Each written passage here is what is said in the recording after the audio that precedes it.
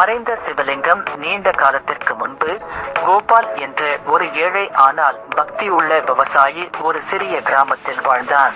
ஒவ்வொரு நாளும் வயலுக்கு செல்வதற்கு முன் ஒரு பழைய ஆலமரத்தின் கீழ் சிவனை வழிபடுவான். ஒரு நாள் ஒரு பணக்கார வணிகர் அவனை கேலி செய்து கேட்டான், ஏன் ஒரு மரத்துக்கு பிரார்த்தனை செய்கிறாய்? உன் சிவன் உன்னை கேட்டிருக்கிறானா?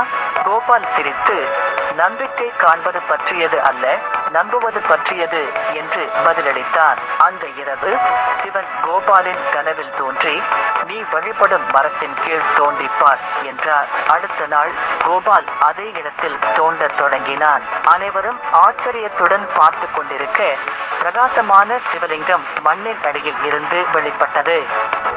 அந்த சமயம் தெய்வீக ஒளி முழு கிராமத்திற்கும் பரவியது.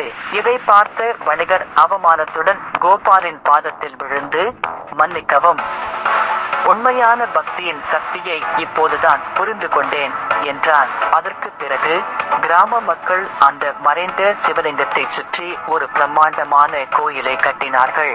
கோபாலின் எளிய பக்தி ஒரு வரலாறாக மாறியது.